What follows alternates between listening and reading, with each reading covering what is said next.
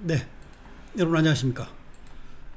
오늘은 2011년 11월 19일부터 시행되는 임금 명세서 교부 의무 관련돼서 엑셀로 만든 실무 서식 활용법에 대해서 같이 공부를 하겠습니다. 먼저 관련 법령 내용 보면, 자, 엑셀에 제가 표시해 놨고요. 실제 이제 자세한 내용은 국가법령정보 홈페이지 가셔서 근로기준법 검색해 보시면 됩니다. 자, 근로기준법 48조 하고요. 근로기준법 시행령 27조에 주요 내용이 규정되어 있습니다. 자, 48조 보면 사용자는 임금대장을 작성하고 임금 계산의 기초가 되는 사항, 임금액, 그 밖에 대통령령으로 정한 사항을 지급할 때마다 적어야 되고요. 그리고 그것을 임금 명세서를 서면으로 교부하여야 한다라고 근로기준법에 규정이 되어 있습니다. 그래서 이 이항 관련된 내용이 올해 5월 18일 날 개정된 내용인데 시행 시기가 2021년 11월 19일부터 시행이 됩니다. 그래서 오늘이 21년 11월 15일이니까 4일 뒤부터 시행이 되는 거죠. 그래서 임금 명세서를 교부해야 되는데, 자, 임금 명세서 기재사항, 그러니까 어떤 이 임금 명세서에 어떤 항목을 기재해야 되느냐가 이제 시행령 27조에 규정이 되어 있고요. 자, 1호부터 10호까지 규정이 되어 있습니다. 그래서 보면 근로 일수, 근로 시간수, 연장 근로, 야간 근로, 휴일 근로 한 그 시간수, 그리고 그 내역별 금액, 산정 내역까지 다 표시를 해야 되고요. 그 다음에 임금에서 이제 공제하는 항목에 대해서도 다 표시해서 교부를 하게끔 되어 있고요. 30일 미만 일용 근로자 제외될 수 있고요. 그 다음에 일부 제외된 대상이 이 부분입니다.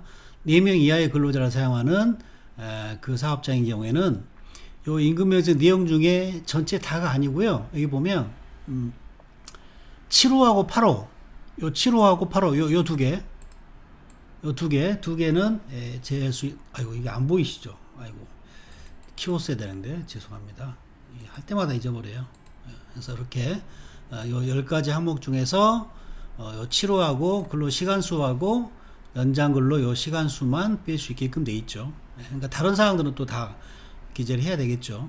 그래서 요 내용 참조하시고, 이 이제 대입이 되는, 이제 왜냐하면 저 임금명세를 작성하실 때 보면 핵심이 그 내용이거든요. 여기 보시면 가상급여, 연장근로수당, 야간근로수당, 휴일근로수당을 계산한 그 내역을 다 기재하게 되어 있는데, 이제 이 가상급여에 대한 기준은 이 보면 통상시급을 기준으로 계산하게 돼 있죠. 통상시급을 계산하게 돼 있는데, 이제 통상시급에 이제 대비되는 통상임금이랑 이제 대비되는 어떤 그 개념이 이제 평균임금의 개념이잖아요. 그래서 평균임금은 우리 퇴직급여를 계산하고 할 때 이제 계산하는 기준이 되는 금액입니다. 그래서 오늘 보실 거는 요 통상임금 관련된 통상임금은 이렇게 연장, 야간, 휴일근로수당 또는 연월차 수당 산정할 때 기준이 되는 급여가 되고요. 요 내용 참조하시고, 자, 이게 이제 실무적으로 활용할 엑셀 서식에 대한 내용입니다. 그래서 여기 관련 법령에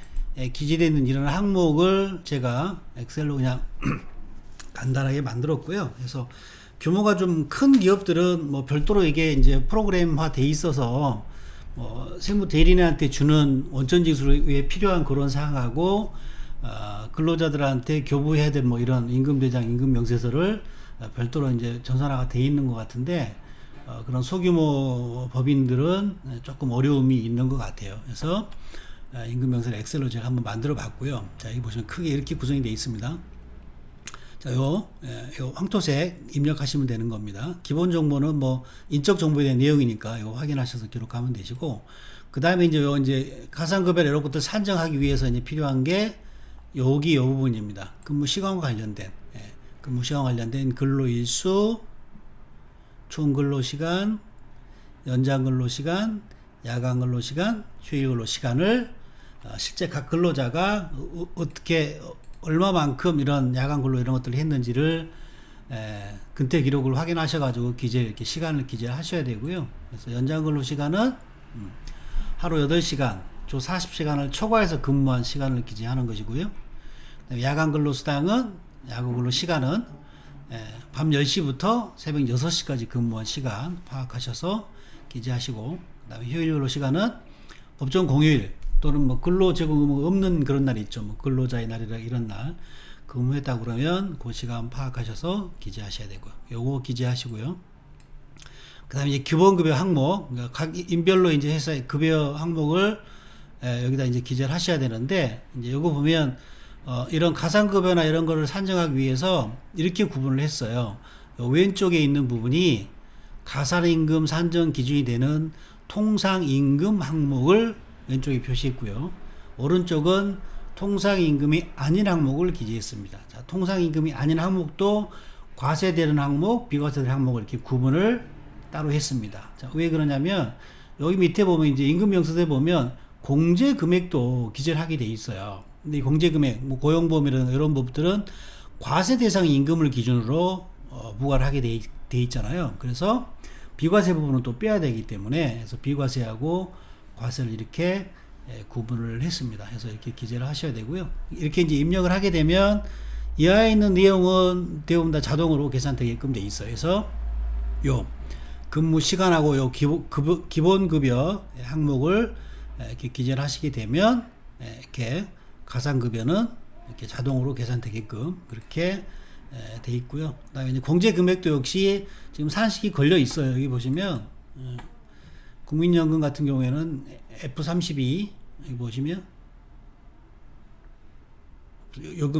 요 금액하고 그다음에 요 과세대상 급여 요 금액하고 이 두 개 더한 거에다가 N41 연장근로수당 요거까지 해서 국민연금 이렇게 해서 0.045% 이렇게 산식이 걸려 있습니다. 그래서 위에 내용 입력하시면 자동으로 계산되게끔 자 그렇게 돼 있고요. 그래서 이제 이 부분이 실무적으로 좀 판단한 부분이 이제 있을 수 있는 게 이제 뭐냐면, 자 통상임금과 그러니까 급여 대장에 보면 이제 여러 가지 급여 항목이 구성 항목이 있잖아요. 이제 그거를 통상임금하고 그렇지 않은 급여하고 이렇게 발라내는 작업을 하셔야 돼요. 그래서 이제 그 기준이 제가 이제 카페에 올려놨는데 여기 보면 통상임금 산정 지침이라고 해서 노동부에서 고시한 그러니까 요거는 고용노동부 홈페이지 가시면 고시 메뉴에 가시면 다운받을 수 있거든요. 그래서 보면 자, 통상임금이란 정기적 일률적으로 지급하는 금액을 통상임금이라고 하고요. 쭉 보시면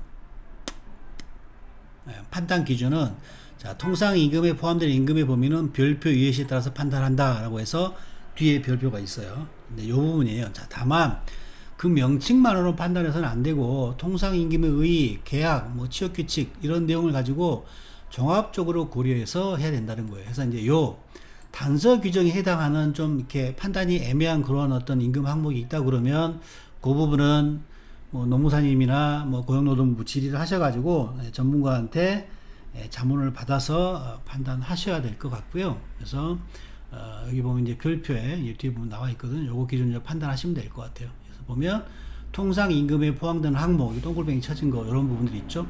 뭐 직무수당, 직책수당, 그러니까 이게요. 이렇게 보시면 돼요.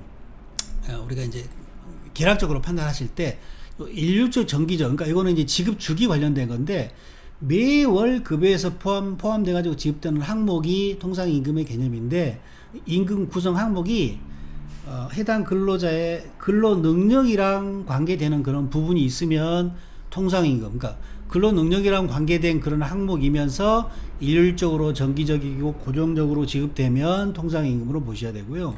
그렇지 않은 항목은 통상임금에서 제외되는 그런 항목으로 보시면 될 것 같아요. 그러니까 여기 보면 가산임금 산정할 때 이 통상 시급을 기준으로 계산하게 돼 있는데 예를 들어서 야근을 해요. 야근을 하는데 예를 들면 이 항목 같은 거 보세요.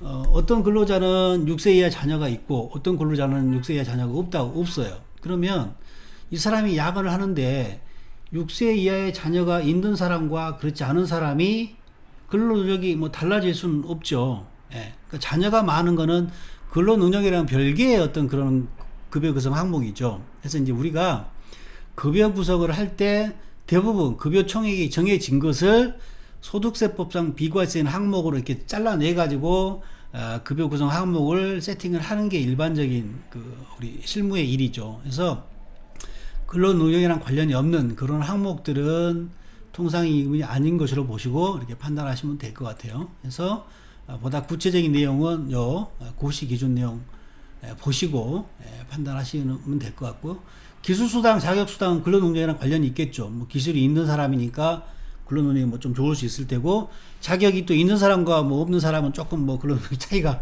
있을 수 있겠죠. 그래서 그런 부분들은 통상임금에 포함이 되고, 그러니까 통상임금에 들어가면 대부분 다 평균임금이 더 들어가죠. 근데 그다음에 요 다음 쪽 보시면, 여기 보면 이런 항목들 보시면 뭐 생산장려수당, 뭐 근속수당, 뭐 개근수당 이런 것들은 통상임금에는 해당이 안 되지만 평균임금에는 해당이 되는 그런 사항인 거죠. 이건 근로능력이라기보다는 오래 근무하는 게 뭐 근로능력이랑 뭐 관련이 없겠죠. 그래서 이제 그런 식으로 보시면 되고요. 보다 이제 세부적인 항목 우리가 판단하기 어려운 부분들이 있다 그러면 역시 말씀드린 대로 노무사님들이나 이런 분들 자문을 받아가지고 판단하시면 될 것 같아요. 그래서 아마 급여 구성 항목이 뭐 복잡하고 그러지 않으면 뭐 이거 판단 그렇게 어려울 것 같지는 않고요. 그래서 요 항목 근무 시간하고 요 급여 구성 항목을 통상인과 그렇지 않은 부분 이렇게 기재를 하시면 됩니다. 자, 그러면 여기까지 이제 우리가 입력이 돼 있으면 요 가상급여 요것 때문에 그러는 거거든요. 그러니까 이게 이 관련 법령이 이제 11월부터 시행이 되는데, 이 관련 법의 개정의 취지를 보면 그 이전에는 그랬겠죠. 그러니까 급여대장이나 급여임금대장을 이렇게 주게 되면 뭐 몇 월분에 대한 뭐 임금 구성 항목 이런 항목들이 기재가 되겠죠. 기본급이 얼마고 상여금이 얼마고 뭐 야간 수당이 얼마고 뭐 연장근로 수당이 얼마고 금액이 찍혀 있겠죠. 근데 이제 그거를 보는 근로자 입장에서 보면 내가 야간 수당이 얼마 요 금액을 받았는데 이게 몇 시간을 내가 연장 근로를 했고 이걸 어떻게 계산한 건지 이런 게 이제 궁금한 거죠. 그래서 이제 그거를 그런 세부적인 내용까지 이제부터 11월 19일부터는 근로자에게 교부해라. 그래서 그걸 알 수 있게끔 하라는 게 법의 취지인 거죠. 그래서 이런 부분이 사실은 뭐 이렇게 연장 근로 수당을 뭐 주지 않았느니 뭐 또는 계산이 잘못됐느니 이런 분쟁들이 회사 근로자간에 사실 굉장히 많이 있었죠. 그래서 뭐 노동부에 뭐 신고도 하고 또 뭐 소명도 하고 이런 복잡한 과정을 거치게 됐는데, 이게 이제 시행이 되면 실무적으로 조금 불편하겠죠. 중소기업에서 이걸 매달 이렇게 근로자들한테 작성을 해가지고 교부하는 게 쉬운 일은 아닐 텐데, 어쨌든 이제 이게 시행이 되면 그런 분쟁은 많이 없어질 것 같아요. 그래서 매달 이런 내역들을 확인해가지고 교부가 되니까 근로자가 생각할 때 뭐 자기가 계산한 거랑 뭐 다르다 이러면 바로 이의 제기가 있을 것이고, 그런 부분들이 수정 보완이 다 되겠죠. 그래서 향후에 뭐 퇴직할 때라든가 뭐 근무하고 몇 년 있다가 뭐 연장 근로 시간을 뭐 3년치를 안 줬네, 줬네 뭐 이런 일로 싸울 일은 없어질 것 같기는 해요. 그래서 이렇게 작성을 하시면 됩니다. 해서 엑셀 주황색으로 된 거 입력을 하시면 자동 계산하게 돼 있고요. 가상급여 자동 계산하게 돼 있고, 공제 금액도 사실 걸려서 다 자동 계산하게 돼 있습니다. 그래서 이렇게 제공하시고요. 실무적인 부분인데, 이걸 이제 작성하게 된 계기가 아까 제가 말씀드린 규모가 큰 데들은 다 노무사님들 자문 받아가지고 이게 다 그 시스템 만들어서 그렇게 하게 되는데, 그렇지 않은 법인들은 사실은 대부분 다 세무 대리인한테 의존해가지고 이런 것들을 뭐 물어보거나 뭐 자문을 구하죠. 따로 노무사님한테 자문 구하고 그 여력도 안 되고, 그래서 그런 실무적인 상황을 염두에 두고 만든 거예요. 그래서 요런 사항. 근데 요 부분은 세무 대리인이 알 수가 없는 거죠.